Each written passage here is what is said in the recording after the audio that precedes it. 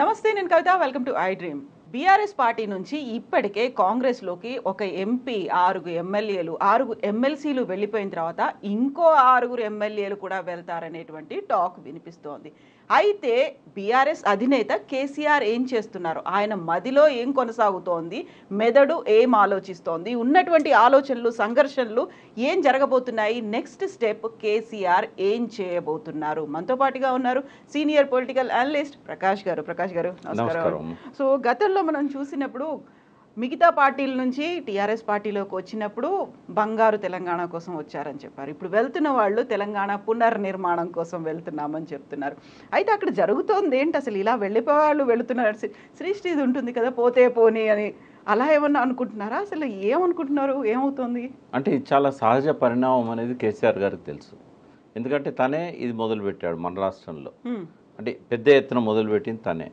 ఆయన ఫస్టే తెలుగుదేశంలో ఎమ్మెల్యేగా గెలిచిన తలసాని శ్రీనివాస్ యాదవ్ను ఆ పార్టీకి రిజైన్ చేయకుండా ఆయన డైరెక్ట్గా తీసుకొచ్చి మంత్రిని చేశాడు. అంటే ఆ పీరియడ్ అంతా కూడా ఆయన అదే తెలుగుదేశం నుంచి ఎలక్ట్ అయ్యే మంత్రిగా కొనసాగిండు. ఆయన రిజైన్ చేయలేదు. ఆయన తర్వాత చాలామంది వచ్చారు. 63 సీట్లున్న కేసీఆర్కే ఇతర పార్టీల ఎమ్మెల్యేలు అవసరమైతే 64 సీట్లున్న రేవంత్ రెడ్డికి ఎందుకు అవసరం లేదు? అంటే ఆయనకు తెలుసు ఇట్లా జరుగుతుందని తెలుసు. అధికారాన్ని పోగొట్టుకున్న మరుక్షణం ఆయన ఫామ్ హౌస్ పోయాడు కదా. జనరల్గా ఏం చేస్తారు, ఎవరైనా first time in the history governor దగ్గర పోయి రాజీనామా లెటర్ ఇస్తారు. బట్ ఆయన ఆ లెటర్ ఎవరితోనో ఆయన ఓఎస్డీతో పంపించాడు. ఆయన ఇక్కడి నుంచి ఆయన ఫామ్కి వెళ్ళిపోయాడు. ఫామ్కి వెళ్ళిపోయినప్పుడు ఆయన ఆలోచించిన అంశాలలో మొట్టమొదటి అంశం ఈ 39 మంది నాతో ఉంటారు. ఇదే సన్నివేశము 2000 సంవత్సరంలో 1999లో ఆయనకు ఎదురైంది.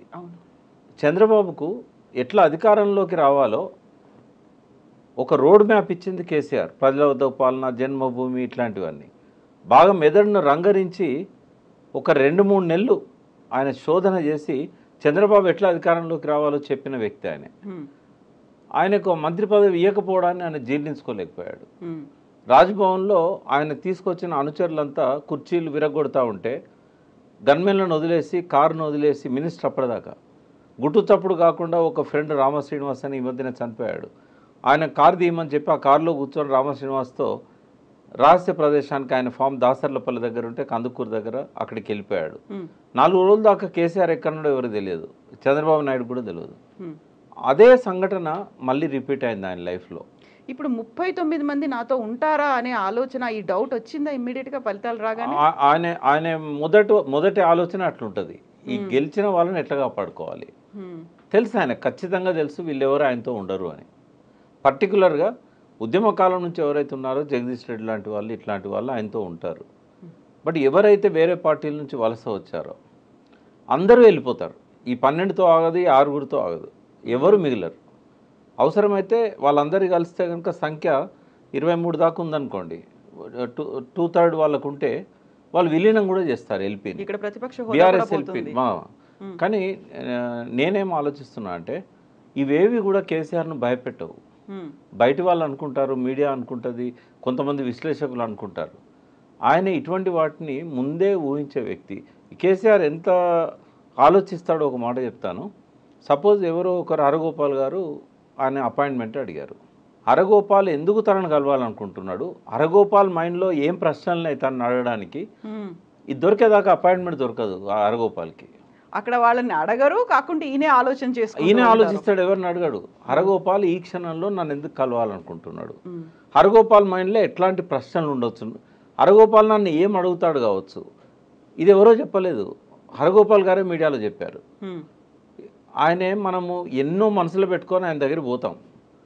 ఆయన ఒక్క క్షణం కూడా మనల్ని మాట్లాడినాడు, బాగున్నారా అని పరామర్శించి మనం ఏం కావాలనుకుంటామో అన్నీ ఆయనే చెప్తూ ఉంటాడు. తర్వాత ఇంకేమన్నా మాట్లాడతారా అంటే మనం తెల్లముఖం వేయాల్సి వస్తుంది, మనం మాట్లాడడానికి ఏం మిగిలిన సబ్జెక్ట్ అని చెప్పాడు.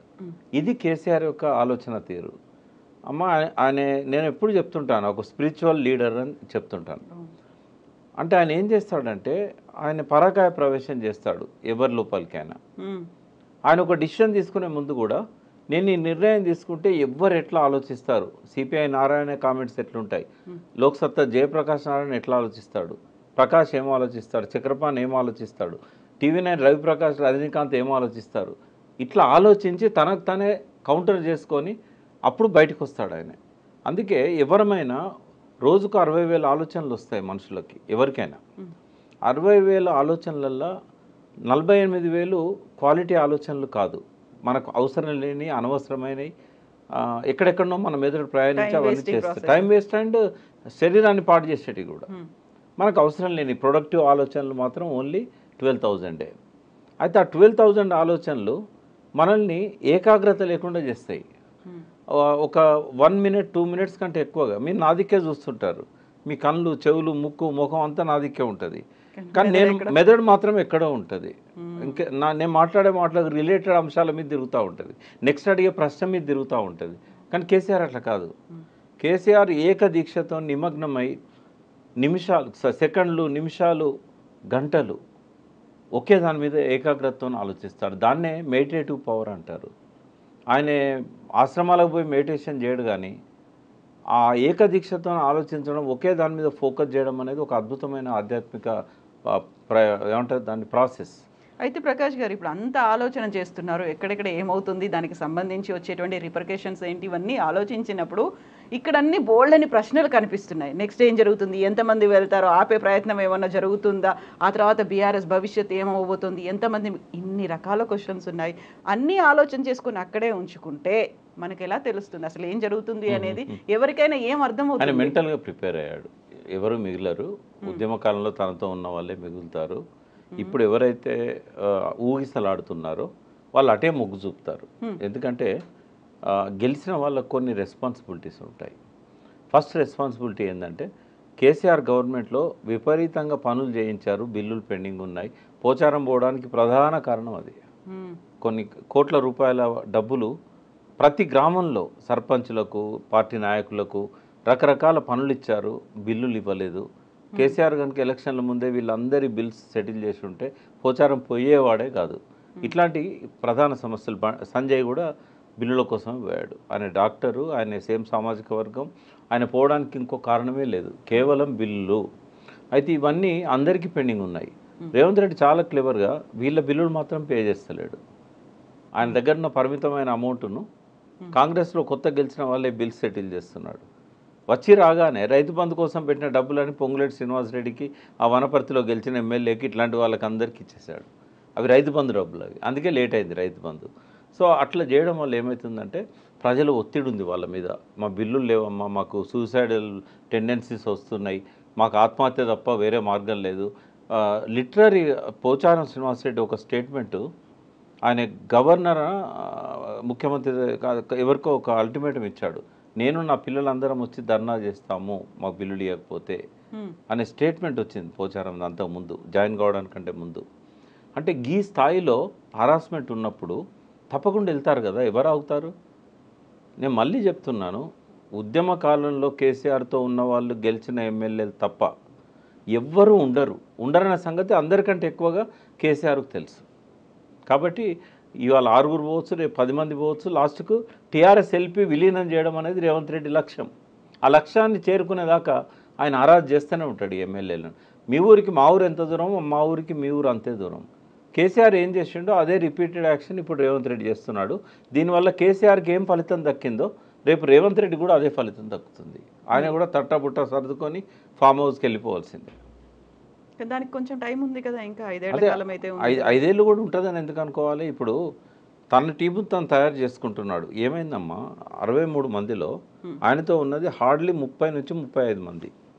అది కూడా ఆయన కొత్తగా టికెట్లు ఇచ్చి గెలిపించుకున్న వాళ్ళు కొందరు.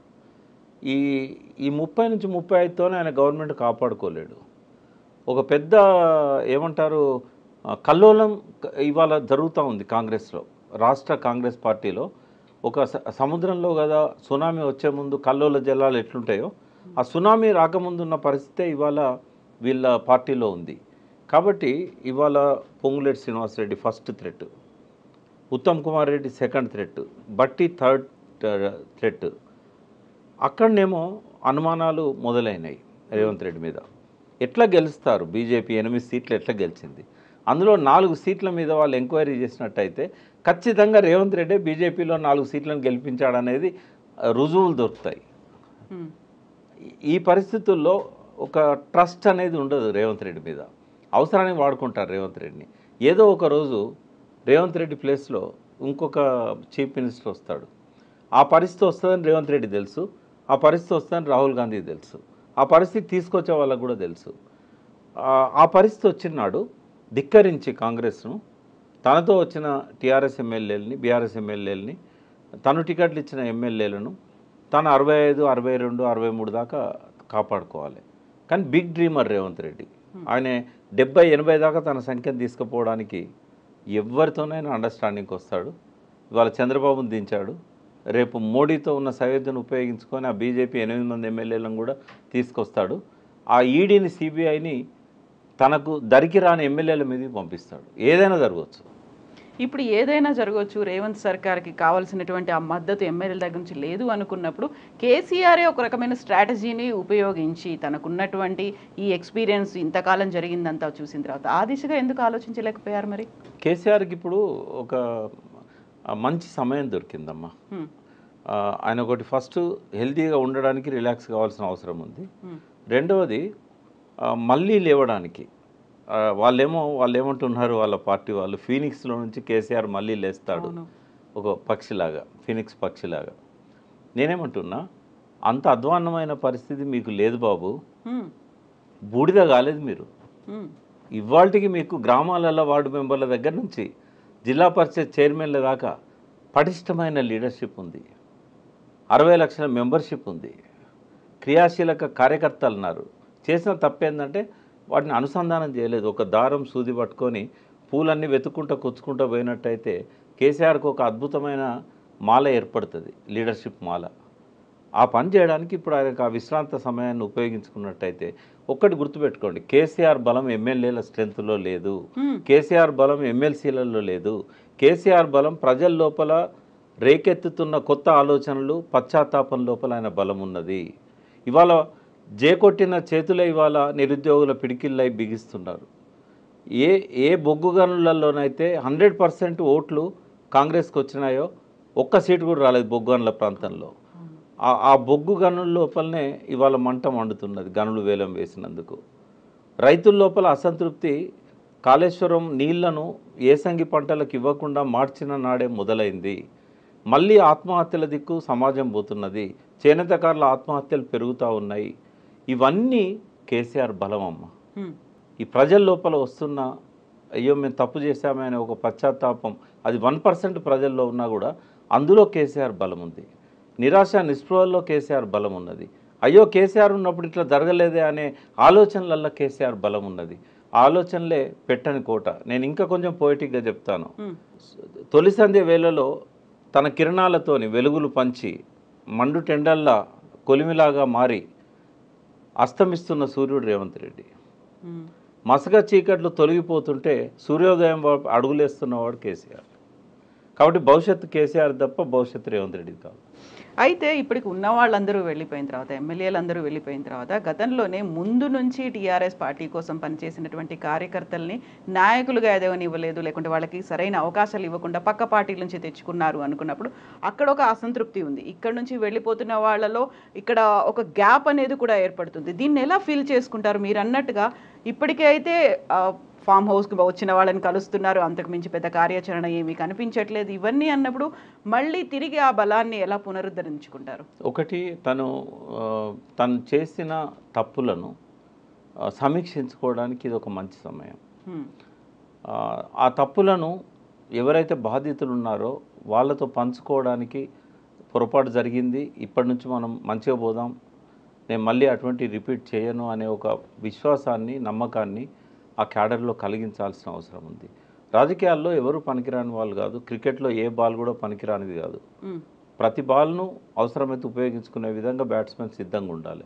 ఇక్కడ కూడా ఒక లీడర్ అనేవాడు చిన్న గడ్డి పొరక లాంటి ఒక చిన్న గ్రామీణ స్థాయి వ్యక్తిని కూడా దూరం పెట్టకూడదు. ఆయన చేసిన తప్పది. మానవ సంబంధాలు, దానికి సంబంధించిన అంశాలలో ఆయన చాలా తప్పులు చేశాడు. అంటే relationship is key to the success అంటారు. ఎగ్జాక్ట్లీ రిలేషన్షిప్ అనేది ఆయన మెయింటైన్ చేయలేదు ఎవరితో.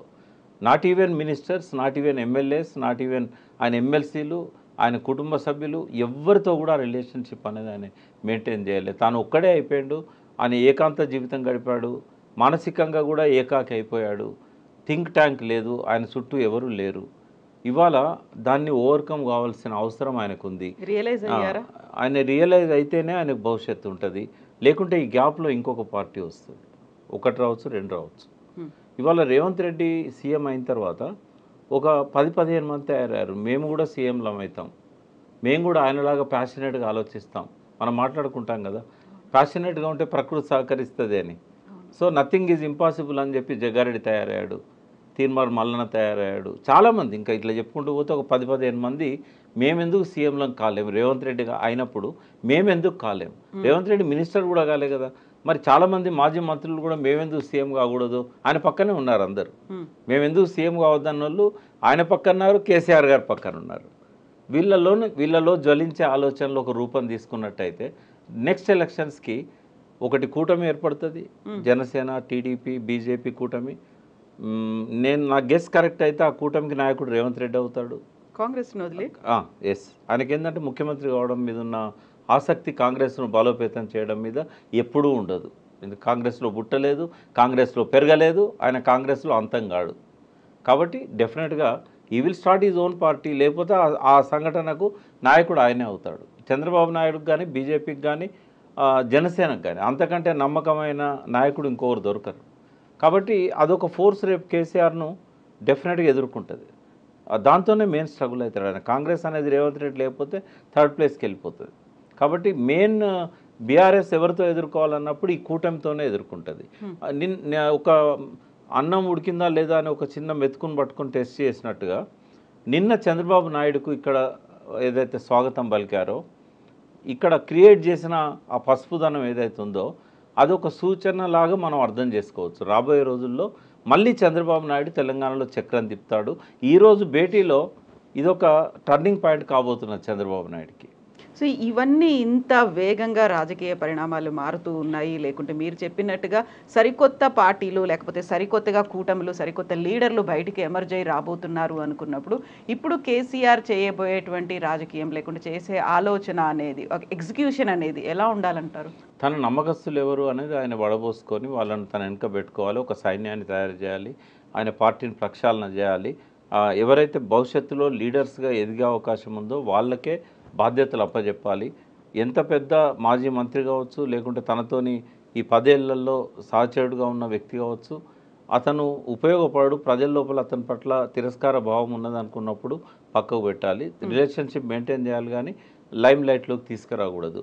ఫస్ట్ ఏంటంటే ఆయన చుట్టూ ఉన్న కోటరీని మార్చాలి. కోటరీలో చెడ్డవాళ్ళు ఉన్నారని నేను అనట్లేదు, బట్ వాళ్ళ మీద ప్రజల లోపల ఒక చెడ్డ అభిప్రాయం ఏర్పడ్డది. ఎప్పుడు చూసినా కేసీఆర్ కుడిపక్క ఉంటాడు, ఎనో పక్క ఆయన ఉంటాడు, ఇంకొక ఆయన వెనకాల ఉంటాడు, ఒక ఆయన ముందు అందరినీ కదిలిస్తుంటాడు. ఈ 10 ఏళ్ళు వీళ్ళే కదా అందరినీ కలవకుండా చేసింది, ఆపింది, దూరం చేసింది. వాళ్ళంతా గొప్ప వాళ్ళే కావచ్చు, వాళ్ళకి పెద్ద పెద్ద పదవులు ఉండి ఉండొచ్చు, పెద్దల సభలో సభ్యులుగా కూడా ఉండి ఉండొచ్చు. బట్ ఇవాళ భవిష్యత్తు కోసం కొంచెము లైమ్ లైట్లో ఉండకుండా వాళ్ళని వాళ్ళు లో ప్రొఫైల్లో పెట్టుకోవాలి, లేకపోతే ఈయన పెట్టాలి వాళ్ళను. తర్వాత ప్రజల లోపల అభిమానం ఉన్న ప్రజలను మెప్పించగలిగిన కోటరీని ఆయన క్రియేట్ చేసుకోగలగాలి.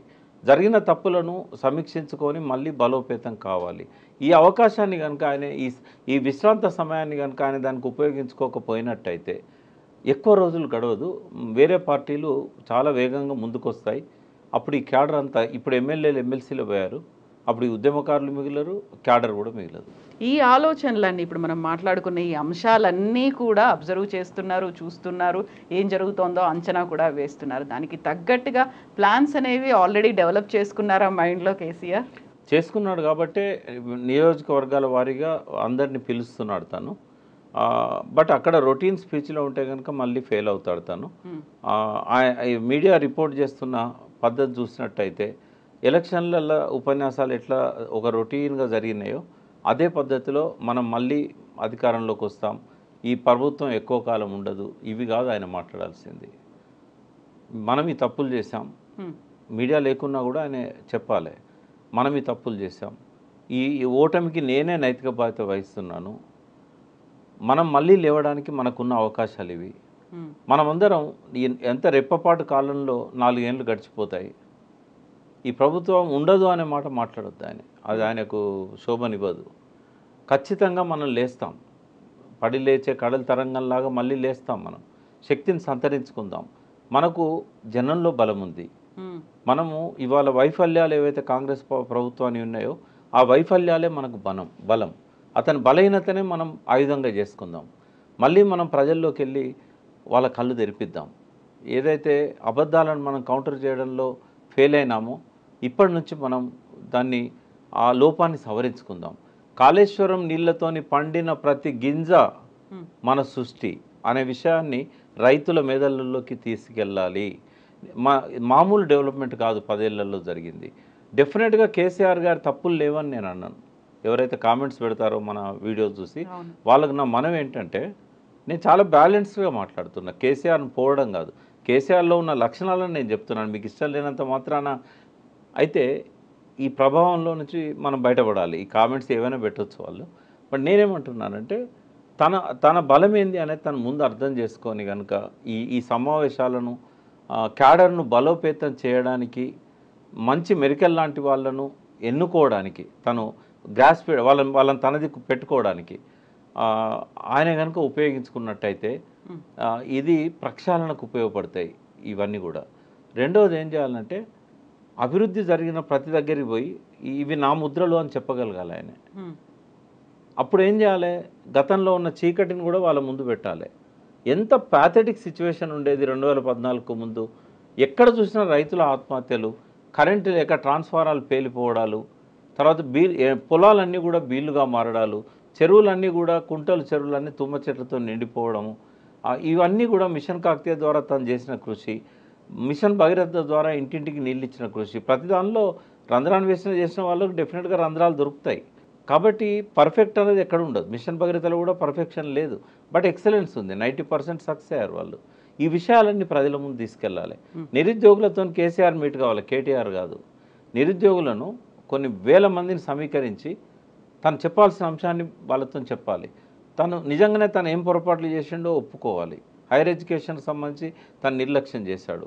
బహిరంగంగా యూనివర్సిటీ అధ్యాపకులను పిలిచి మీటింగ్ పెట్టి ఒప్పుకోవాలి. ఒక ఇన్సిడెంట్ చెప్తానమ్మా. నాయకుడు వైఫల్యాలను స్పోర్టివ్గా తీసుకునే ఒక సంఘటన చెప్తాను. తెలంగాణ సాయుధ పోరాటం సమయంలో ఒక ఊరికి ఆ పోరాటాన్ని నిర్మించిన దేవులపల్లి వెంకటేశ్వరరావు గారు వచ్చారు. ఆయనే చెప్పాడు నాతో, స్వయంగా చెప్పిన విషయం. ఆ ఊర్లో ఒక లంబాడి తల్లి ఉంది.